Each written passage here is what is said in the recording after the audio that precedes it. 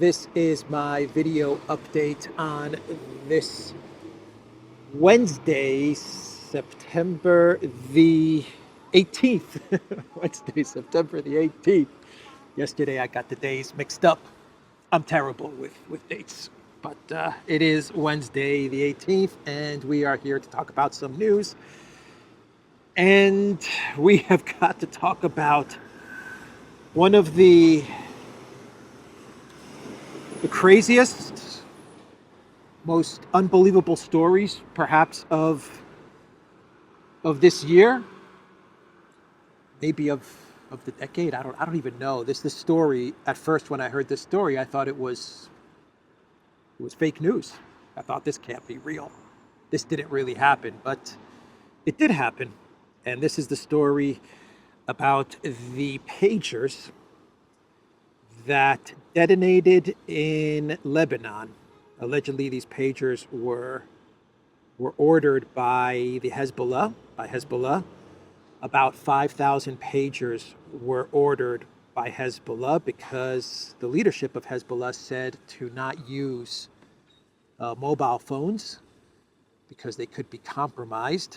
And so they decided to go with pagers. And the pagers blew up with a message or some sort of trigger, an SMS message or something. I'm not quite sure what triggered all the pagers. We're talking 5,000 pagers blew up, and about 5,000, from what I understand from the reporting of Reuters and CNN, 3,000 casualties from the blowing up of these pagers. And at the time of recording this video, 9 people have been killed. And these casualties, from what I understand, are serious. A lot of these casualties are serious. This was an explosive device. This pager turned into a mini explosive device. And the allegation, the claim is that this was Mossad and Israel. They somehow infiltrated the supply line of these pagers, and they managed to place a little explosive device and trigger or something in this batch of pagers, and that was it.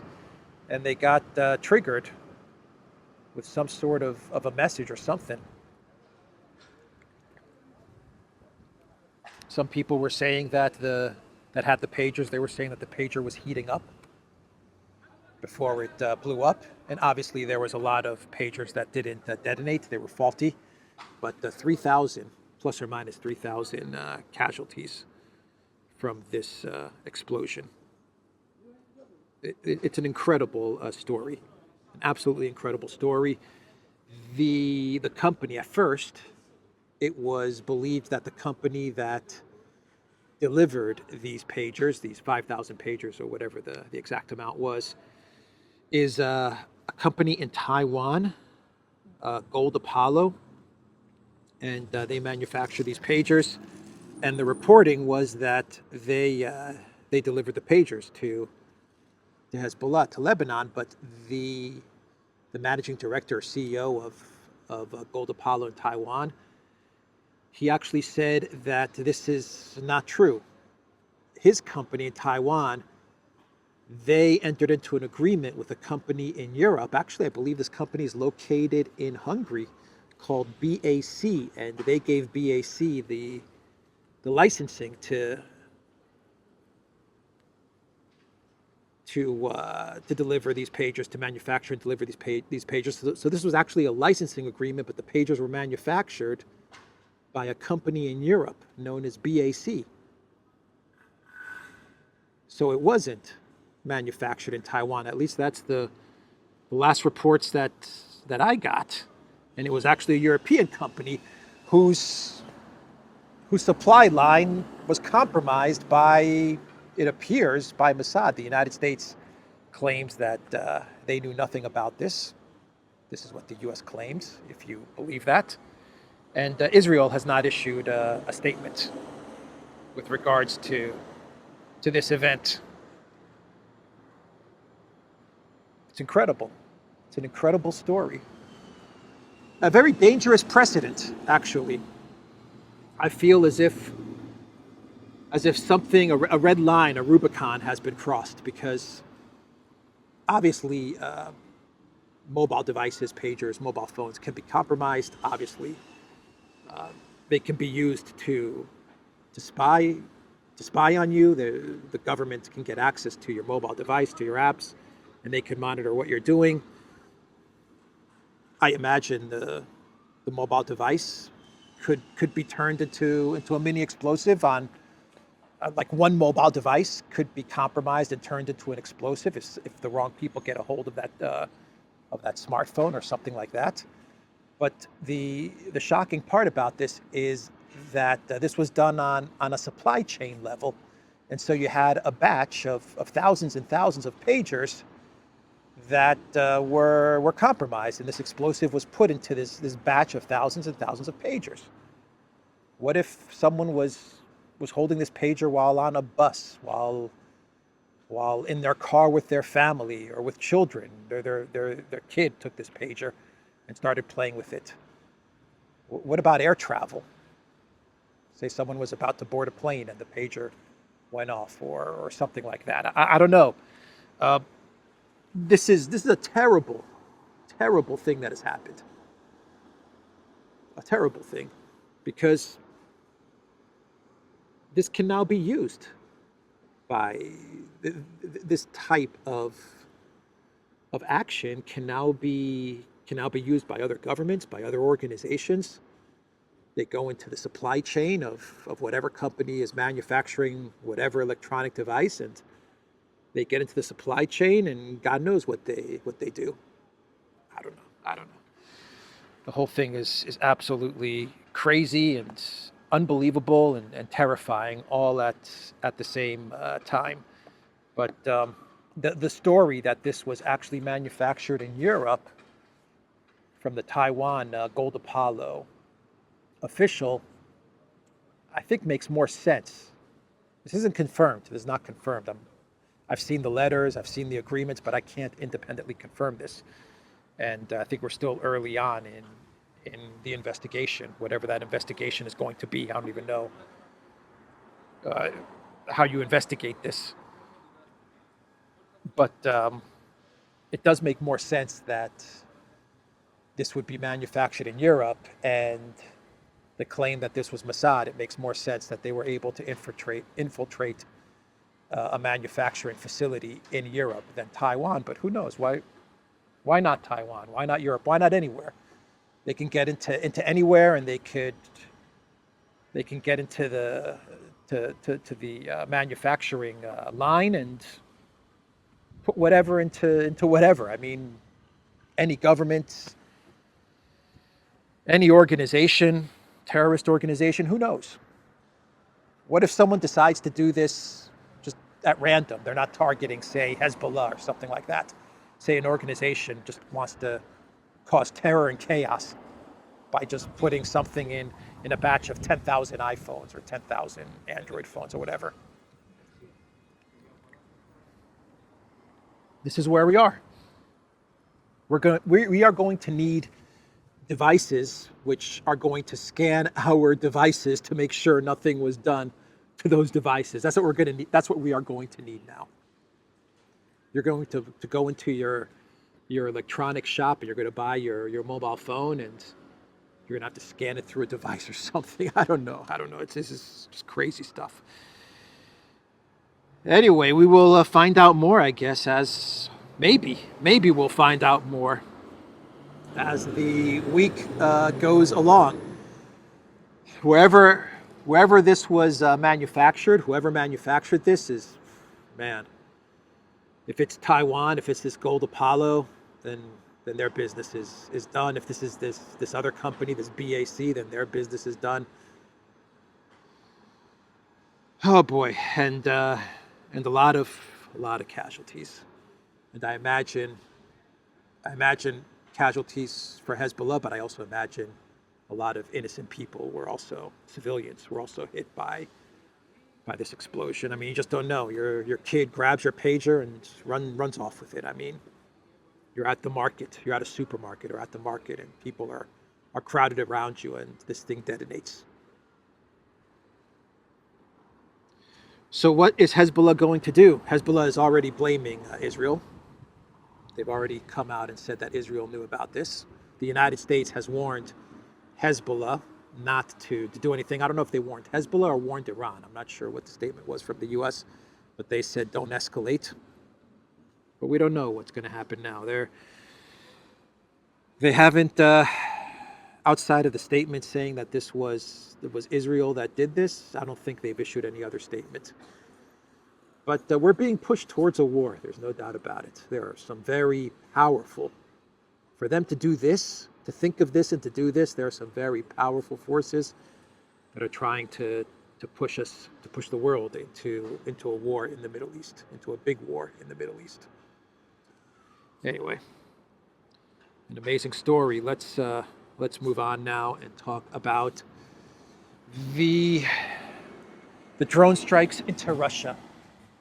We have got to talk about a big drone strike into Russia. From what I understand, 56 drones were launched towards the Tver region in Russia, and while most of the drones were knocked down, depending on what report you go by, one of the drones, whether the actual drone hit or whether the drone was brought down and the parts of the drone hit this area, something hit one of the drones, managed to hit an ammo, from what I understand, an ammunition depot in the Tver region, and it caused a huge explosion. Whatever was at this area, when it got hit, whether a drone landed on it, whether a drone directly hit it and got through, this was a huge explosion. Some people were claiming that this was some sort of small nuke or something like that. No, it was not a small nuke, but it was a big explosion, which leads me to believe that the story about an ammunition depot being hit is probably true. In the town of Toropets, I believe this is the town of around like 10 or 12,000 people. I think it's close to Moscow, or it's in the vicinity of the Moscow region. You know, the Zelensky regime, the neocons, I imagine the UK neocons, the US neocons, for them, this is about showing the Biden White House what they can do if they were given the green light to launch long-range missile strikes into Russia. I think that's why they would send so many drones into one area. They're trying to get a successful hit, and it looks like they did get a successful hit. And basically their argument's going to be, you see, we took out what apparently is a big ammunition depot, a military facility, let's just say that, even though the Russian government has not issued any statement, at least at the time of this recording. They haven't issued any specifics as to what was hit. But they can make the case to the Biden White House, the neocons in the US and the UK and the Zelensky regime. They can say, imagine what we could hit if he just gave us long-range missiles. Over the next couple of weeks, the Ukraine, UK, neocon crowd, they are going to really push hard to get to the long-range missiles, the approval to hit pre-2014 Russia. And my feeling is that they're going to throw everything they have to show the Biden White House that they can do maximum damage to Russia if they got the long-range missiles. Look what we can do with drones. Can you imagine what we could do if you gave us the permission to launch Storm Shadows or ATACMS? That's the point of this attack.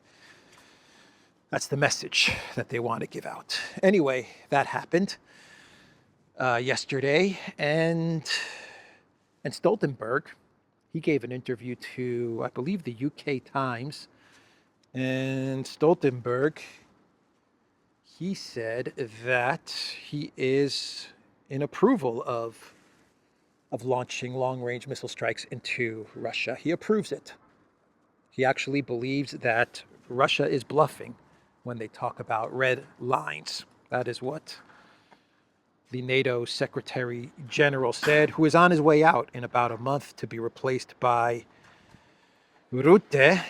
But let me read you what Stoltenberg said to the Times. Quote, he dismissed Putin's warning that using missiles would be a red line, after which Russia would find itself at war with NATO, according to the Times. Putin, has already declared red lines many times, and he has not escalated, also considering the direct involvement of NATO allies in the conflict. The Times, the publication, quotes Stoltenberg. So basically, Stoltenberg told the Times that Putin has talked about red lines before in the past, and whenever we've crossed those red lines, he has not escalated, according to Stoltenberg. Well, the declared red line, the one red line that we do know Russia said was a red line, because everything else is up for debate. Russia never said Leopard tanks are a red line. They never said Abrams tanks are a red line. They never said Javelins red line. They never said ATACMS red line. They never said any of this stuff. F-16s, they never said F-16s was a red line. They have said that long-range missile strikes into pre-2014 Russia is a red line. The other red line that the Russians declared was Ukraine entering NATO. They said that's a red line. They also said attacking Donbass, continuing to attack Donbass and escalating with Donbass before the special military operation. That's a red line. And the Russians did not bluff with that red line. But Stoltenberg, he assures us there's a risk of nuclear war, absolutely. A big risk of nuclear war. But, Stoltenberg assures us, don't worry about it. Don't worry about it, says Stoltenberg. Trust me, says Stoltenberg. We've escalated before and Russia didn't do anything. Trust me. And if Russia decides to do something and we escalate towards nuclear war, what can I tell you guys? I didn't think Russia would escalate. Sorry. Yeah, we're going to believe Stoltenberg. We're going to trust Stoltenberg. Yeah, no thank you. No thank you. So that's what Stoltenberg told the Times. And Le Figaro, they are reporting out of France that the US and the EU, they're starting to think about winding down Project Ukraine. That is what is being reported out of France. And the problem that they have, what they're discussing, first of all, this is all very secret, okay? So all the officials that spoke to Le Figaro, they spoke with a condition of anonymity, of course, even though this has obviously been leaked to Le Figaro because they want them to put this out there, because there are powerful forces that want escalation, but there are also forces in the collective West that are freaked out with the prospects of nuclear war, and they would like to end Project Ukraine. There are probably a lot of forces that would also like to end Project Ukraine so they could move on to Project Iran or Project Taiwan. So you have all of these different forces at play, but Le Figaro, they are saying that the problem that the collective West is having, the people that would like to de-escalate from Project Ukraine, is that they don't know how they can spin this as a victory. That's what they're talking about. How do we spin this as a win so that they don't lose face, right? That's what they're trying to figure out right now. That's the big debate going on. They're trying to figure out, do we try and push for some sort of territorial gains for Ukraine so that we can say that Ukraine has achieved at least some territorial gains. They've managed to claw back some territory, or they're still holding Kursk. So that's a win. So do we define this as territorial gains, however little, as a win? Do we say that Ukraine is now entering the European Union and is on track to enter NATO? Can we define that as a win? Or can we spin it as we negotiate with Russia an end to the conflict, but Ukraine is allowed to remain a prosperous and thriving democracy? This is the stuff that they're actually talking about. How do they spin this as a victory? Let me read you some of what Le Figaro is saying. After 30 months of fighting, the idea of a negotiated settlement is being discreetly discussed in the US, EU, and even in Ukraine, Le Figaro said in an article on Monday. Russian forces are slowly but steadily advancing in Donbass, approaching the strategic town of Pokrovsk. The outlet noted, in the West, it is increasingly openly acknowledged that Donbass and Crimea are beyond the military reach of the Ukrainians. It added, according to the article, Washington is refusing to allow Kiev to carry out long-range strikes into Russian territory over fears of escalation with Moscow, including the risk of nuclear war. Whoever the U.S. president is after the election in November, the aid will decrease and the war will not be sustainable for the Ukrainians, an unnamed French official told Le Figaro. The West must figure out what could be considered a victory for Ukraine, a French official insisted. Is the most important thing to have a territorial victory, which implies continuing to fight to recover the regions occupied by the Russians, or is it obtaining a political victory? That is to say, a free and democratic country turned towards the West, engaged in the EU and NATO, even if it means giving up temporarily the occupied territories, he says. Temporarily giving up the occupied territories. They're never getting Crimea and any of the territories back. And if this war continues, they're going to lose a lot more territory. As Le Figaro noted in their article, the fact that Russia is closing in on Pokrovsk. And once they capture Pokrovsk, that's the beginning of the end for the war in Donbass, and Russia's going to make their moves to make it to the Dnieper. And then things get really bad for the collective West. So that is what Le Figaro is reporting. People are now starting to seriously consider a way to exit Project Ukraine, but they still don't want to say that they lost to Russia. That's what's holding them back. They can't admit that Russia beat them.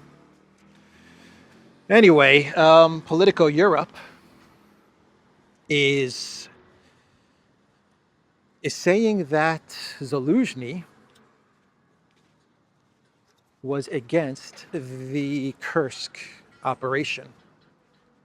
Remember, Zaluzhny was in Kiev with Lamy and Blinken.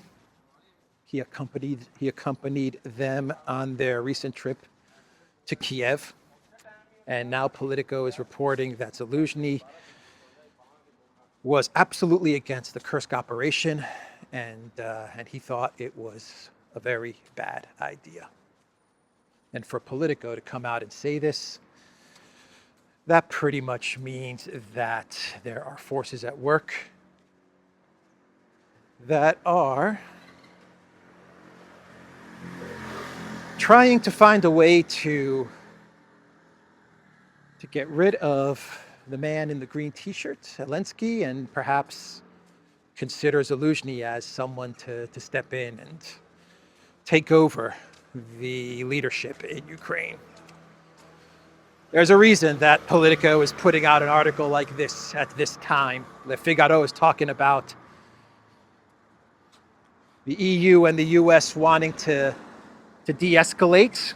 Some forces in the EU and the US wanting to de-escalate. And Politico is putting out an article saying that Zaluzhny told Zelensky and told everyone that was hot on the Kursk debacle that it was a bad idea. Something's a cooking. And we also got a report from media in Poland that Zelensky got into a big fight with neocon Thank you, USA, for blowing up Nord Stream. Foreign Minister of Poland, Sikorski. Yeah, the reports are coming out of Poland that Zelensky and Sikorski, they got into a big fight. Basically, the reports are saying that when Sikorski was in Ukraine on his latest trip, Zelensky was just asking Sikorski in Poland to give him all kinds of stuff, and he wouldn't stop. He just kept on pestering Sikorski to give money and weapons and money and shoot down missiles over Poland. And he kept on annoying Sikorski and badgering Sikorski for more and more and more and more. And the reports are that Sikorski was just getting absolutely sick of Zelensky. What do you expect? Zelensky is, as I have said many, many times, at the end of the day, he is an actor, and a spoiled actor. That's the nature of who Zelensky was and is. He is a spoiled actor, and if he doesn't get his way, and now that he's panicking about what might happen to him, he is going to demand more money and more weapons. He's not going to let go. More money, more weapons is what he's going to continue to demand, and it's going to get very bad for Zelensky, because this is not how diplomacy works. Even with guys like Sikorski, who's a pretty bad diplomat, at least he's got some experience, and this is not how he's going to. This is not what he's going to like to see from Zelensky, constantly pestering and badgering him. So that is the reports coming out of Poland. And Zelensky has pissed off Brazil and Lula. He actually pissed off China as well, with the statements that he made a couple of days ago, talking about Brazil's efforts for a peace plan and basically crapping on Brazil's efforts to find a solution in Project Ukraine. Lula has come out with a statement, and he basically told Zelensky to shove it. He said, look, Brazil, we're trying to find peace. I don't know what your problem is, man in the green t-shirt, Zelensky, but we're trying to help you out. Why are you crapping on me when we're trying to help you out? That's basically what Lula said in his statement. And RFK Jr. and Trump Jr., they wrote an opinion piece, I believe, for The Hill. And they talked about de-escalating in Ukraine. They basically told the Biden White House to knock it off. They said enough. Enough escalation. Enough of these long-range missile strikes talk and escalating with Russia to the point of nuclear war. Enough. That is what they said in their article on, I believe it was on The Hill. And they're telling the Biden White House to end this thing, Project Ukraine, to end it. So that was the article from RFK Jr. and Trump Jr. And if it's coming from these guys, then you know this is endorsed from Trump as well. So that's one of the reasons why they want to take Trump out, obviously, because he is moving more and more towards the position that the conflict in Ukraine has to end, even if it's an L for the collective West, especially for Europe. Europe is terrified of taking the L on this one, and the U.S. can easily dump it on Europe. For the L in Project Ukraine, dump the whole thing on Europe, and they're absolutely terrified of that. But even Germany, France, and Italy, even they understand that this thing is becoming unwinnable. It's the UK. The UK is pushing hard for escalation. And the Baltics, of course. So what else? We've gotten closer to impeachment of Macron. It's gotten one step closer to impeach Macron for his appointing a prime minister and not taking into consideration the left-wing umbrella party that got the most votes in the parliament election. He completely snubbed them, and he decided to appoint his own guy in Michel Barnier. And they promised to try and impeach Macron, and they've gotten one step closer. It's passed, I believe it's passed one process, and now it goes to the parliament. It's passed one vote, and now it's going to get another vote in the parliament. And that's going to be a tough vote. They're going to need, from what I understand, three-fourths of the parliament to vote on the impeachment, and then it's going to go to another vote, and they have to get another big majority to agree to impeach Macron. So things are going to get hard. It's going to be very hard to get rid of Macron as president, but you know, they're making an effort to do it. Not good for Macron. Not good at all. So what else? I think that's it. I'm trying to think if there's any more stories that I want to talk about here. We can get into a clown world. And in this clown world, we can talk about Pirate Scholz. Pirate Scholz. He was in Kazakhstan and he was in Uzbekistan. And when he was in Kazakhstan, the president of Kazakhstan actually told Pirate Scholz that Russia cannot be beaten in a conflict. He said I believe he actually said Russia's invincible when it comes to a war. And he basically told Scholz, you better try to find peace now because things are going to get worse and you cannot defeat Russia. So if you have an opportunity to wind this conflict down, take it. That's pretty much what the president of Kazakhstan, Tokayev, that is what he told Scholz. And Scholz wanted a press release. I wanted a press conference. The two of them, and the German media was there, and they were ready for a press conference. And the president of Kazakhstan said no. He said no. Tokayev didn't come out for a joint press conference, and it was Scholz by himself speaking to the media. Unbelievable, man. Unfreaking believable. An abandoned house, huh? Looks like there's a cat that lives here. So yeah, they left Scholz by himself speaking to the media, and Scholz looked embarrassed. But the German press was there, and I guess he felt he had to come out and speak to them.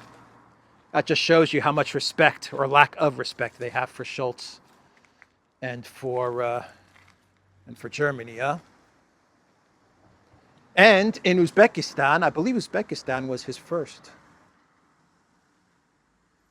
stop before Kazakhstan, but in Uzbekistan, they didn't even want to hold a press conference. They just canceled the whole idea of a press conference. At least in Kazakhstan, they allowed Scholz to speak to the media. In Uzbekistan, they just said, nah, just forget about it, Scholz. Just go on your way. Oh, the pirate, the poor pirate Scholz. The ship is sinking. Under his command, the ship is sinking. All right, that's the video, everybody. TheDuran.locals.com. We are on Rumble, ODYSEE, BitChute, Telegram, Rockfin, and Twitter X. And go to the Duran shop. Pick up some merch. Like the t-shirt that I'm wearing today. The link is in the description box down below. Take care.